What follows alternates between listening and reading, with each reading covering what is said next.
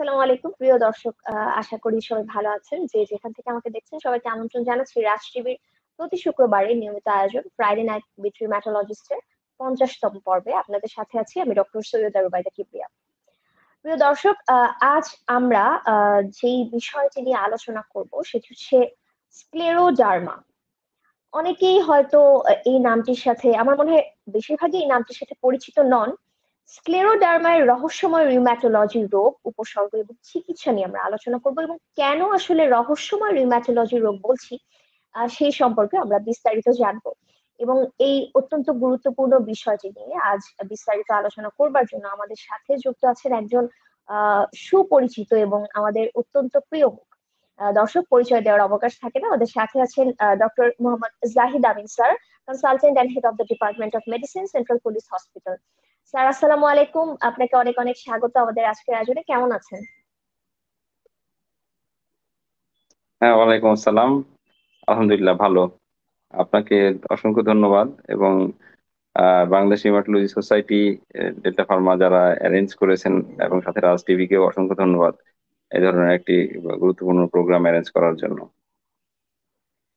অসংখ্য ধন্যবাদ স্যার আপনাকে, কারণ আপনি কতটা ব্যস্ত থাকেন আমরা সবাই সে বিষয়ে অবগত। তারপরেও আপনার এই মূল্যবান সময় থেকে আজ আমাদের এই বিষয়টি নিয়ে আলোচনা করবার জন্য আপনি আমাদেরকে সময় দিচ্ছেন, তার জন্য অত্যন্ত কৃতজ্ঞতা জ্ঞাপন করছি। আহ, আপনাকে ধন্যবাদ। প্রিয় দর্শক, আমরা পরিচিত হয়ে নিলাম। আজকের আমাদের গেস্ট এক্সপার্টের সাথে আলোচনা করব স্ক্লেরোডার্মা নিয়ে। সুতরাং এই বিষয় সংক্রান্ত আপনাদের যা কিছু জানবার আছে আমাদেরকে লাইভ চলাকালীন সময় প্রশ্ন করতে হবে।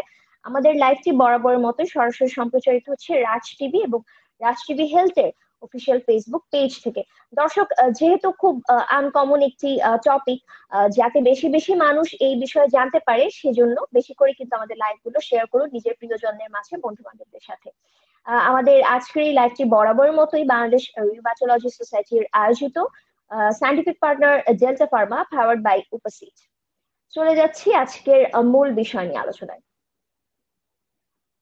স্যার, প্রথমে আপনার কাছে একটু জানতে চাইবো স্ক্লেরোডার্মা এই টার্মটি, আমার মনে হয় স্যার যারা আমরা ডক্টর না তাদের কাছে, অনেকের কাছে হয়তো নতুন এবং কঠিন একটি শব্দ। আপনি যদি আমাদের দর্শকদের উদ্দেশ্যে একটু সহজ করে বলেন যে স্ক্লেরোডার্মা আসলে কি কি হয় এই রোগে।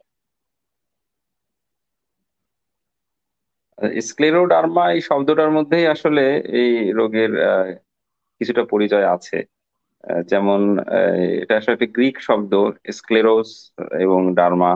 স্ক্লেরোস মানে হচ্ছে যে কোনো কিছু শক্ত হয়ে যাওয়া, মোটা হয়ে যাওয়া, কঠিন হয়ে যাওয়া। আর ডার্মা তো বুঝতেই পারছেন, এটা স্কিন, তার মানে বা চামড়া শক্ত হয়ে যাওয়া, তার মানে চামড়া শক্ত এবং মোটা হয়ে যাওয়া। এটাকে আমাদের ভাষায় আমরা বলি স্ক্লেরোডার্মা, মানে মেডিকেল টার্মে বলা হয়। এটা গ্রিক শব্দ থেকে এসেছে। এখন এই চামড়া এবং মোটা হয়ে যাওয়াটা এবং শক্ত হয়ে যাওয়াটা আহ অনেকগুলো ক্ষেত্রেই অনেকগুলো অসুখেই হয়। তবে আমরা এখন যে অসুখটা নিয়ে আমরা বেশি কনসার্ন রিউমাটোলজির পার্সপেক্টিভ থেকে, সেটা হলো সিস্টেমিক স্ক্লেরোসিস। এটা অবশ্য রোগীদের জন্য হয়তো আরেকটু কঠিন হবে শব্দটা। মানে হচ্ছে যে এই যে শক্ত হয়ে যাওয়া, চামড়া মোটা হয়ে যাওয়া যেটা বলছি, এটা অনেক সময় শুধু ত্বকের মধ্যেই সীমাবদ্ধ থাকে না। এই শক্ত হয়ে যাওয়ার ব্যাপারটা আরো ভেতরের অঙ্গ প্রত্যঙ্গকেও প্রত্যঙ্গতেও শুরু হতে পারে। সেই ঘটনাটাকে আমরা বলছি সিস্টেমিক স্ক্লেরোসিস। এবং এটা আমরা যতটা আনকমন মনে করছি যে না, এটা অনেক কম, মানে খুব কম রোগীদের হয়, ব্যাপারটা কিন্তু তা না। অনেক রোগীদেরই হয়তো কম পরিমাণে বেশি পরিমাণে আছে। আমি হয়তো রোগের উপসর্গগুলো বললে তখন হয়তো আপনাদের হয়তো আরেকটু পরিষ্কার হবে যে এই রোগটা কিন্তু অতটা আনকমন না। তবে অবশ্যই হ্যাঁ, ঠিক আছে যে যেহেতু মানে যদি আমি প্রিভ্যালেন্স চিন্তা করি তাহলে অনেক কম। রিউমাটোলজির অন্যান্য বাতের তুলনায় এই বাত রোগটা ডেফিনেটলি কম। আরেকটা ব্যাপার হলো যে এইখানে আহ বাত রোগের সাথে সাথে মানে যেহেতু অন্য সব অঙ্গ প্রত্যঙ্গকেই সে এফেক্ট করতে পারে। আহ, শুধু বাত বলতে যেরকম আমরা গিরা ব্যথা বুঝি বা গিরার রোগ বুঝি, এটা কিন্তু সেই রকম না। এটা কিন্তু অন্যান্য অঙ্গ প্রত্যঙ্গ এফেক্ট করতে পারে, এবং সেই অঙ্গের, যেমন ফুসফুসে যদি এফেক্ট করে তো তার অঙ্গের উপসর্গ নিয়ে আসতে পারে, এটা মাথায় রাখতে হবে।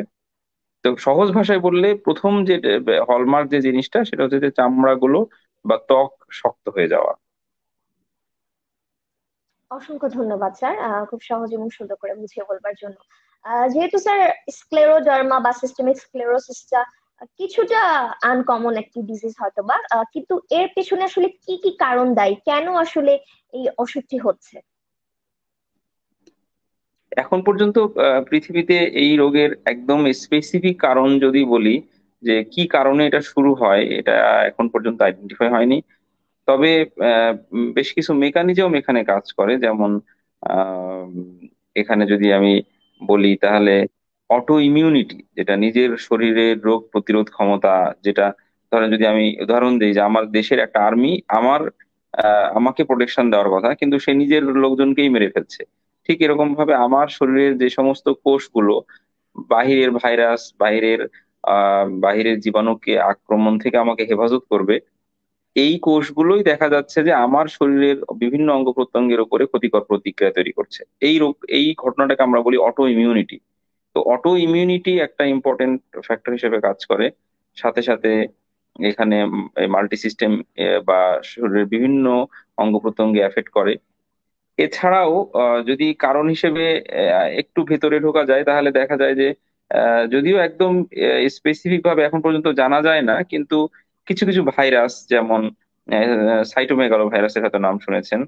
সাইটোমেগালো ভাইরাস এবং কিছু জেনেটিক ফ্যাক্টর, যেমন এটা রোগীদের জন্য বোঝা একটু কঠিন হলেও আমার মনে হয় যে এখানে ডাক্তার থাকতে পারেন, শ্রোতা থাকতে পারেন, একটু হয়তো বুঝতে পারবেন যে এমএইচসি ক্লাস 2 অ্যালিল যে সমস্ত জেনেটিক ফ্যাক্টর গুলো আছে এই এই ধরনের, এবং এটা ছাড়াও কিছু কিছু জিন যেমন PTP-N22, এই ধরনের কিছু জিন গত কারণ, অর্থাৎ আমি বলছি ভাইরাস থেকে, যেমন ধরেন একজন মানুষের শরীরে একটা জেনেটিক চেঞ্জ হয়ে আছে, যে জেনেটিক ভাবেই উনি এই রোগটা হওয়ার জন্য সাসেপ্টিবল হয়ে আছেন, বা এই রোগটা হতে পারে বলে জেনেটিক ভাবেই এটা আছে তার শরীরের মধ্যে বিদ্যমান।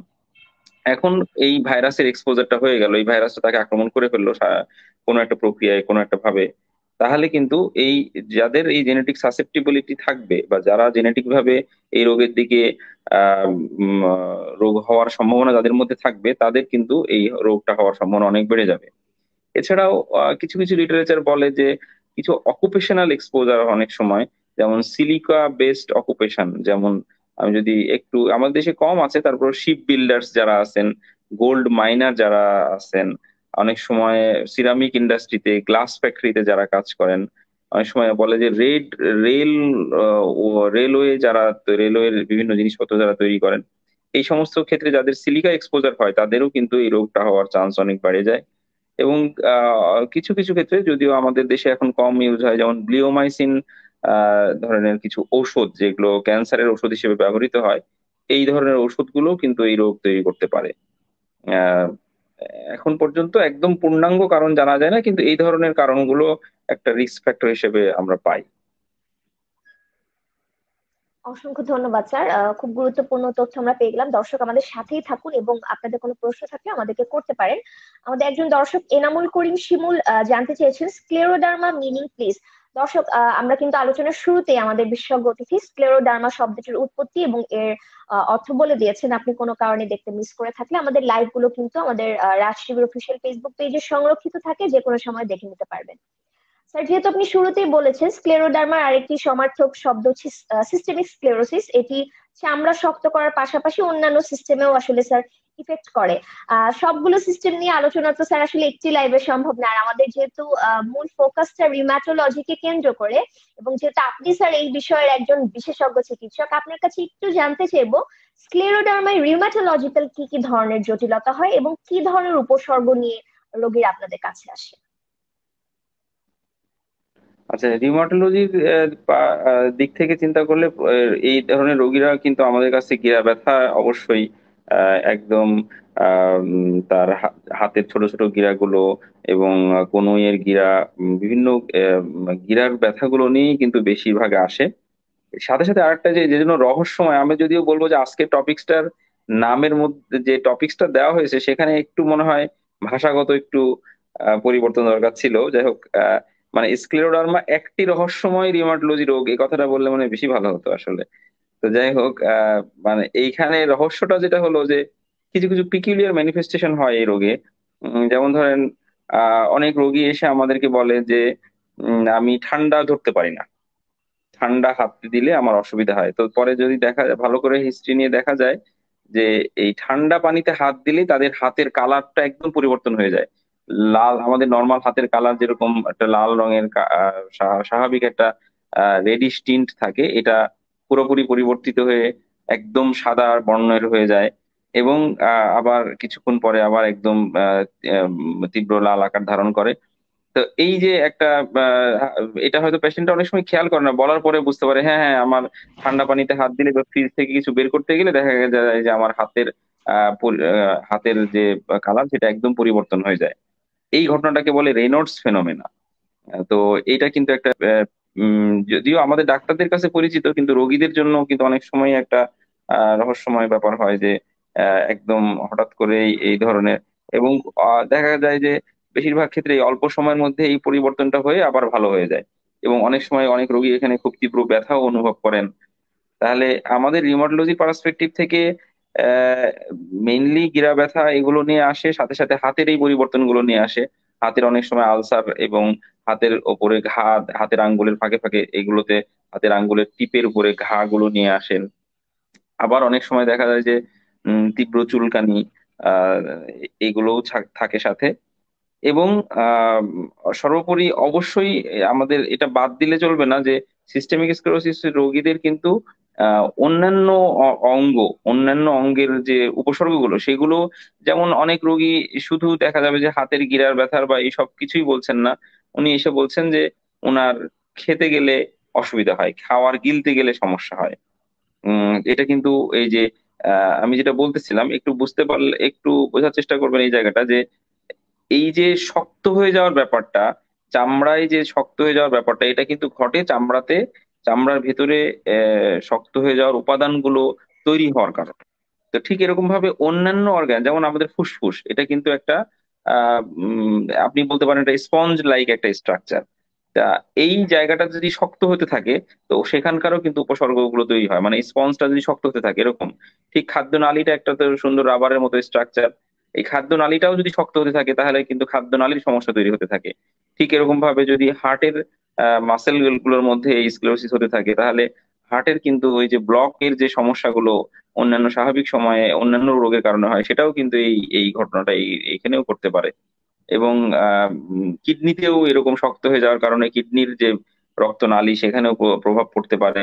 এবং অনেক সময় দেখা যায় যে রোগীরা হাঁটাচলা করতে গেলে জোর পাচ্ছেন না, বসার থেকে উঠতে পারছেন না। এরকম ভাবে খুব ভেগ, মানে আমি বলতে চাচ্ছি যে এই জন্য আমি কিন্তু প্রথমে একটা কথা বললাম যে রোগটাকে যতটা আনকমন মনে করা হয়, অনেক রোগী দেখা যায় যেহেতু এই রোগটা সব সময় খুব তীব্র আকারে আসে না, অল্প অল্প সমস্যা নিয়ে অনেক রোগী কিন্তু এটা ভুগছেন এবং অনেক দিন পরে ডায়াগনোসিস হয়। আমার কাছে এরকম এসেছে যে 10 বছর 12 বছর পরে তার ডায়াগনোসিস হয়েছে যে সেটা স্ক্লেরোডার্মা। মানে যেহেতু রোগীর সমস্যাটা অতটা বেশি তীব্র হয় নাই, সেটা নিয়েই চলতেছিলেন। ঠিক সেই জন্য আমাদের মূল যেটা হলো যে গিরা ব্যথাগুলো, তারপরে এরকম খাদ্যনালীর কিছু সমস্যা, খাইতে পারছেন না, তারপর বুক জ্বালা পোড়া করছে, বুকে ব্যথা হচ্ছে, শ্বাসকষ্ট হচ্ছে, এই ধরনের সমস্যাগুলো নিয়েও আমাদের আসতে পারে। তবে আমরা সবসময় ফোকাস থাকে যে আপনার হাতের পায়ের কোনো চামড়াগুলো শক্ত হয়ে যায়, শরীরের কোনো চামড়া শক্ত হয়ে যাচ্ছে কিনা, এবং হলো আপনার ঠান্ডা পানিতে হাত দিলে কোনো অসুবিধা হচ্ছে কিনা বা রেনল্ডস ফেনোমেনা হয় কিনা, এইগুলো দেখে আমরা সাধারণত চেনার চেষ্টা করি। অসংখ্য ধন্যবাদ স্যার। স্যার আপনার কাছে একটু জানতে চাইবো, এই রোগে আক্রান্ত হওয়ার হার কাদের মধ্যে বেশি দেখা যায়? যে কোনো বয়সে কি স্ক্লেরোডার্মা হতে পারে কিনা? যে কোনো বয়সে বলবো যে হতে পারে, তবে আর্লি এইজ গুলোতে বেশি হয়। আর্লি এজ মানে হচ্ছে যে বিলো 40 এটা বেশি হয়। ইন্টারেস্টিংলি মেয়েদের এটা বেশি হয়, কিন্তু মেয়েদের বেশি হলেও মেয়েদের ক্ষেত্রে, মহিলাদের ক্ষেত্রে সাধারণত সিভিয়ারিটি, মেয়েদের পার্সেন্টেজটা হলো 1:3, সাধারণত 1:3, বা অনেক সময় 8:2, ও 8:1 এরকমও হতে পারে। মানে আমি বলতে চাচ্ছি যে মহিলাদের আক্রান্ত হওয়ার সংখ্যাই বেশি, তো মহিলাদের অনেক সময় সিভিয়ারিটি কম হয়। আর পুরুষের এই রোগ হলে তাদেরও সাধারণত আন্ডার 40তেই হওয়ার চান্স বেশি থাকে, 40-এর কমে হওয়ার চান্স বেশি থাকে। কিন্তু এই পুরুষের এই রোগ হলে তাদের কিন্তু আবার সিভিয়ারিটি বা সাধারণত বেশি বেশি পরিমাণে ত্বক আক্রান্ত হয়, স্কিন আক্রান্ত হয়, ভিতরের অঙ্গ প্রত্যঙ্গের ক্ষতিও বেশি হয় এবং অনেক সময় তাদের কিন্তু লাইফ স্প্যানও কমে যায় এই রোগের কারণে। স্যার, যেহেতু আপনি যে উপসর্গগুলো বললেন রিউমাটোলজির সাথে সম্পৃক্ত, এই উপসর্গগুলো আমার মনে হয় স্যার রিউমাটোলজিক্যাল আরো অনেক ডিজিজের সাথেই হয়তো বা মিলে যায়।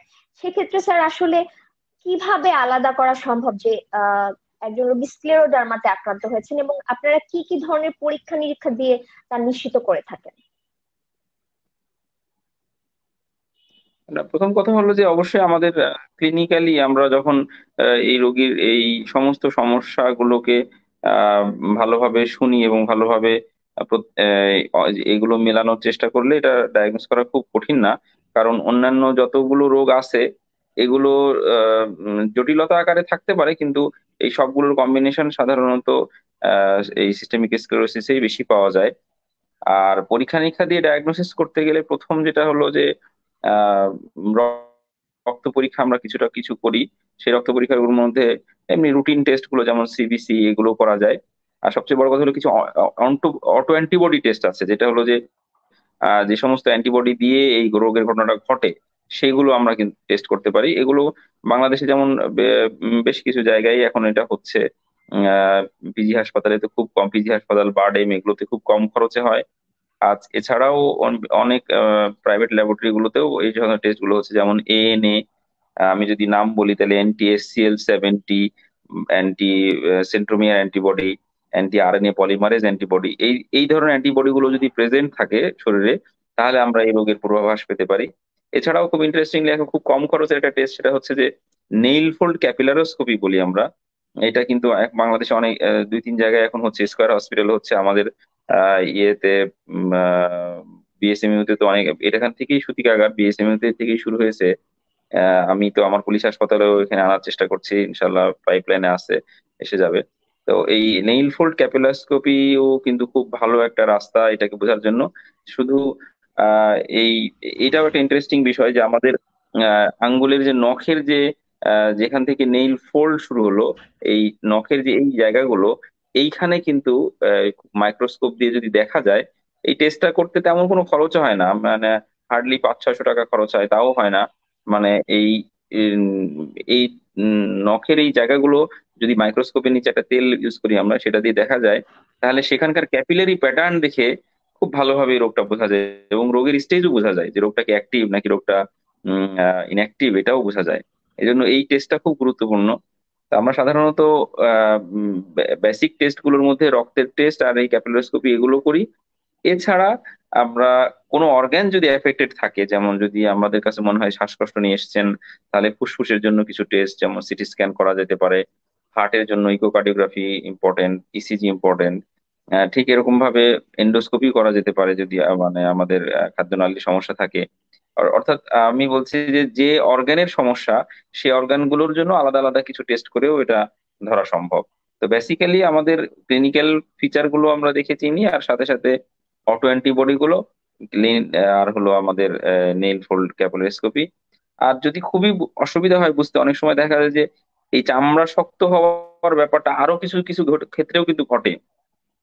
যেমন আমি যদি বলি ডায়াবেটিস, তারপরে হলো হাইপোথাইরয়েডিজম, থাইরয়েড বা একটা ডিজিজ আছে সেইগুলোতে, এই কিছু কিছু রেনাল ডিজিজ আছে, যেমন রেনালের নেফ্রোজেনিক, যেটা সিস্টেমিক স্ক্লেরোসিস, এটা অ্যামাইলোইডোসিস, এরকম কিছু কিছু অসুখ আছে যেগুলোতেও কিন্তু এই চামড়া শক্তের ঘটনাটা ঘটে।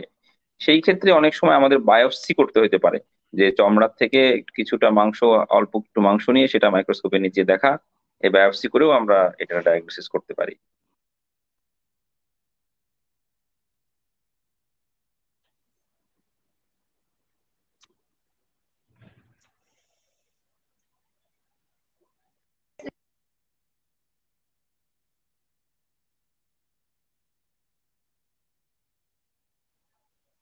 স্যার, দুঃখিত আসলে ইলেকট্রিসিটি চলে যাওয়ার কারণে আমি একটু বিচ্ছিন্ন হয়ে গিয়েছিলাম। স্যার, আপনি কি আমার কথা শুনতে পাচ্ছেন?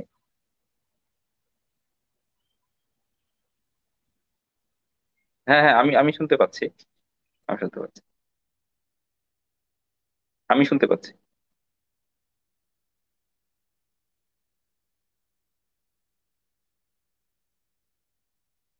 তো আমার মনে হয় যে আহ, দর্শক আহ, আমাদের যিনি আজকে আমাদের সাথে হোস্ট হিসেবে আছেন, উনি সম্ভবত কিছু কোনো কারণে বিচ্ছিন্ন হয়েছেন। আমি একটু কন্টিনিউ করি। সেটা হচ্ছে যে আমার যেটা বলার উদ্দেশ্য সেটা হচ্ছে যে এই ধরনের সমস্যা যদি কারো থাকে, যে সমস্যাগুলোকে হয়তো এখন খুব গুরুতর মনে হচ্ছে না, কিন্তু যদি সমস্যাগুলো থাকে, যেমন আপনি যদি খেয়াল করেন যে এই ধরনের ঘটনা ঘটছে, যে আপনার হাতের আঙ্গুলে ব্যথা হচ্ছে, হাতের আঙ্গুলে আপনি যদি ঠান্ডা পানিতে হাত দেন তাহলে একটা পরিবর্তন লক্ষ্য করছেন। সেটা খুব অল্প পরিবর্তন হলেও আমার মনে হয় যে এটা আপনাদের নিকটস্থ আপনাদের রিউমাটোলজিস্ট অথবা একজন মেডিসিন স্পেশালিস্টের শরণাপন্ন হওয়া, এবং মেডিসিন স্পেশালিস্ট কারোর কাছে এ ব্যাপারে পরামর্শ নেওয়া, এটা আপনাদের জন্য গুরুত্বপূর্ণ হবে। আমার মনে হয় চলে এসেছেন, আপনি আবার অসংখ্য কন্টিনিউ ধন্যবাদ করেন। স্যার। আসলে বিদ্যুৎ সংযোগ বিচ্ছিন্ন হওয়ার কারণে আমি একটু বিচ্ছিন্ন হয়ে গিয়েছিলাম, দর্শক অসংখ্য দুঃখিত। স্যার আপনার কাছে এবার একটু জানতে চাই, আমাদের দেশের বেশিরভাগ মানুষই নিজেদের স্বাস্থ্য নিয়ে খুব অসচেতন থাকে, যার কারণে দেখা যায় উপসর্গ দেখা দিলেও অনেকে ডাক্তারের কাছে যাব এটাকে বাড়তি ঝামেলা মনে করে নিজেরাই দেখা যায় বাসায় ওষুধ খাওয়া শুরু করে বা ভালো থাকতে চায়।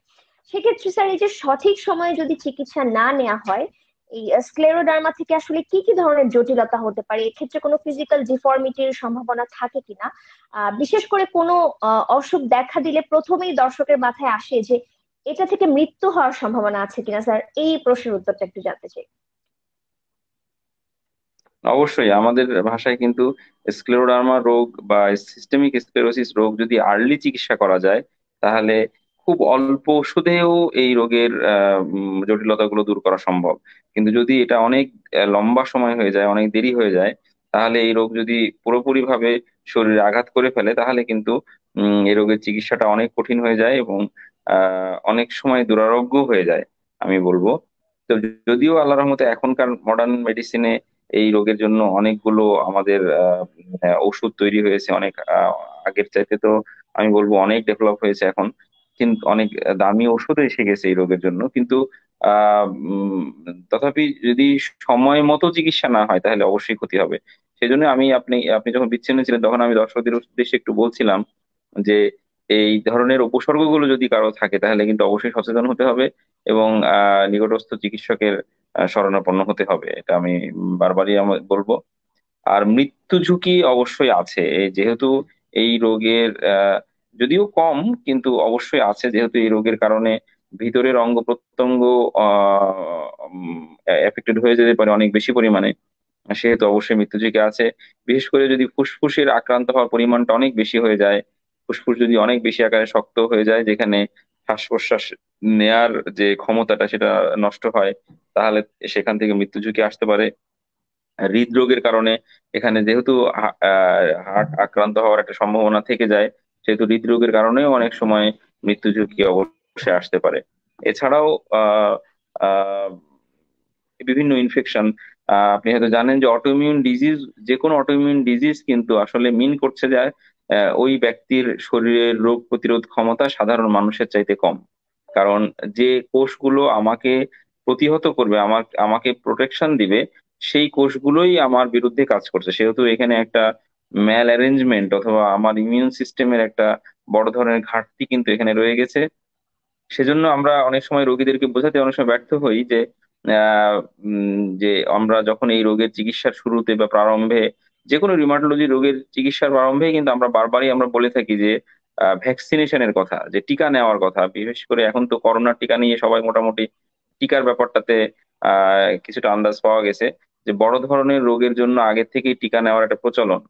তো ঠিক এই রোগগুলোতেও কিন্তু আমরা এই যাদের বিশেষ করে অটোইমিউন ডিজিজ যেগুলো আছে সেগুলোর ক্ষেত্রে নিউমোনিয়া, ইনফ্লুয়েঞ্জা, এগুলোর টিকা কিন্তু আমরা নিয়ে নিতে বলি। বিশেষ করে চিকিৎসা শুরুতে অথবা রোগ ডায়াগনোস হওয়ার পরই রোগীরা বুঝতে চান না যে প্রথমে এই খরচটা কেন করব, কিন্তু আসলে দেখা যায় যে এই রোগের কারণে একজন রোগী রোগীর মৃত্যু হয়তো আমরা ঠেকাইতে পারতাম, কিন্তু যখন একটা বড় ধরনের ইনফেকশন হয়ে যায়, নিউমোনিয়া হয়ে যায় বড় তখন সেইটা আমাদের জন্য দূর করাটা বা সেটাকে চিকিৎসা করাটা খুব কঠিন হয়ে যায়। এই জন্য আমাদের কিন্তু বারবারই আমরা বলে থাকি রিউমাটোলজির রোগী, স্পেসিফিক্যালি এই এই ধরনের রোগী, তাদের কিন্তু আমরা এই যে ভ্যাকসিনেশনের কথাটা খুব গুরুত্বপূর্ণ। এবং মৃত্যু ঝুঁকি আছে এটা মাথায় নিয়েই কিন্তু আমাদের এটার চিকিৎসার দিকে আগাতে হবে। অসংখ্য ধন্যবাদ স্যার। স্যার এবারে জানতে চাইবো আসলে চিকিৎসা সম্পর্কে। স্যার চিকিৎসার জন্য আপনার আসলে কি কি ধরনের মেডিকেশন এখানে ব্যবহৃত হয়, এবং এই স্ক্লেরোডার্মার চিকিৎসা কি দীর্ঘমেয়াদী কিনা স্যার, সবসময় চিকিৎসা চালিয়ে যেতে হবে কিনা, এই সম্পর্কে যদি একটু বলেন। এখন পর্যন্ত আমাদের চিকিৎসার আছে, চিকিৎসা আর্লি শুরু করলে অনেক ভালো ফলাফল পাওয়া যায়, কিন্তু চিকিৎসা দীর্ঘমেয়াদী, এটা মাথায় রাখতে হবে। এবং অনেক ক্ষেত্রেই আমরা অ্যান্টি রিউমাটিক ড্রাগস, যেগুলোর মধ্যে হলমার্ক একটা ড্রাগ হলো মিথোট্রেক্সেট, মিথোট্রেক্সেট দিয়ে আমরা চিকিৎসা করতে চাই আর্লি পার্ট অফ দ্য ডিজিজে। যদিও এটা ঠিক যে অর্গ্যান উপর ভিত্তি করে, যে কোন অর্গ্যানটা তার এফেক্টেড হয়েছেন, কোন কোন অর্গানে আক্রান্ত হওয়ার লক্ষণ পাওয়া যাচ্ছে, সেগুলোর উপর ভিত্তি করে চিকিৎসার একটা বড় পরিবর্তন, ওষুধের একটা বড় পরিবর্তন আসে।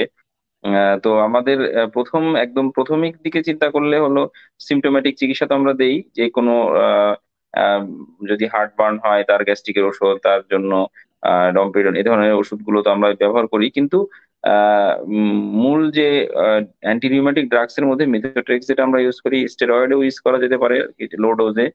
এছাড়া আমাদের আরো হাতে যে অপশনগুলোর মধ্যে মাইক্রোফোমেট, মফেটিল, ইভেন রিটুক্সিম্যাব, রিটুক্সিম্যাব এগুলোর একটু দাম বেশি, কিন্তু বাংলাদেশে এখন অ্যাভেলেবল, বাংলাদেশে অনেক বিদেশি কোম্পানি, অনেক দেশি কোম্পানি এটা নিয়ে এসছে, সেহেতু আমাদের চিকিৎসাটা কিছুটা সহজ হয়েছে। কিন্তু আমরা সাধারণত এই সমস্ত ওষুধগুলো দিয়ে এটা চিকিৎসা করতে চাই। অসংখ্য ধন্যবাদ স্যার আপনাকে। স্ক্লেরোডার্মা নিয়ে বিস্তারিত চমৎকার একটি আলোচনা আজকে স্যার রাজশিবির মাধ্যমে আপনি আমাদের দর্শকদের উপহার দিয়েছেন। সেজন্য স্যার আপনাকে অসংখ্য ধন্যবাদ জানাতে চাই। আমরা আমাদের লাইভের প্রায় শেষ পর্যায়ে চলে এসেছি, এবং আপনার মূল্যবান সময় থেকে স্যার আপনি এতটা সময় আমাদেরকে দিয়েছেন, তার জন্য আবারও কৃতজ্ঞতা জ্ঞাপন করছি, এবং খুব দ্রুত আপনার সাথে আবারও কোনো বিষয় নিয়ে আমরা আলোচনা করতে পারবো সেই প্রতীক্ষা করি, এবং রাজশিবির পক্ষ থেকে আপনার সার্বিক সুস্থতা কামনা করছি। আপনাকে অসংখ্য ধন্যবাদ। আমি আবারও রিউমাটোলজি সোসাইটিকে অসংখ্য ধন্যবাদ দিচ্ছি, এবং আমি রোগীদের উদ্দেশ্যে স্বাস্থ্য সচেতন হওয়ার উপদেশ অবশ্যই দিব। আর রাজ টিভিকে অসংখ্য ধন্যবাদ আমাদের এই রিউমাটোলজি সোসাইটির সাথে এই প্রোগ্রামটাকে রেগুলারলি অ্যারেঞ্জ করার জন্য। অসংখ্য ধন্যবাদ স্যার। ঠিক আছে। প্রিয় দর্শক, আমরা আলোচনা করছিলাম স্ক্লেরোডার্মা নিয়ে, এবং স্ক্লেরোডার্মার রিউমাটোলজিক্যাল প্রবলেম গুলো নিয়ে, এবং কিভাবে এই সমস্যাগুলো থেকে আমরা মুক্তি পেতে পারি এই নিয়ে বিস্তারিত আলোচনা করছিলাম। এবং এই বিষয়ে বিস্তারিত তথ্য দেওয়ার জন্য আমাদের সাথে পুরোটা সময় ছিলেন ডক্টর মোহাম্মদ জাহিদ আমিন স্যার। তিনি বর্তমানে সেন্ট্রাল পুলিশ হসপিটালের মেডিসিন ডিপার্টমেন্টের হেড অফ দ্য ডিপার্টমেন্ট এবং কনসালটেন্ট হিসেবে কর্মরত আছেন। আপনাদেরকে অসংখ্য ধন্যবাদ আমাদের সাথে পুরোটা সময় থাকবার জন্য। আমাদের লাইভ গুলো বেশি করে শেয়ার করবেন, এবং আমি ধন্যবাদ জানাতে চাই বাংলাদেশ রিউমাটোলজি সোসাইটিকে তাদের এই চমৎকার আয়োজনের জন্য, এবং আমাদের আজকের আয়োজনের scientific partner Delta Pharma, powered by উপাসিক। দর্শক সবাই ভালো থাকবেন, সুস্থ থাকবেন, এবং রাজশিবির সঙ্গেই থাকবেন। ধন্যবাদ। You are watching Raj TV, Jagorone, Bangladesh. Please subscribe our channel.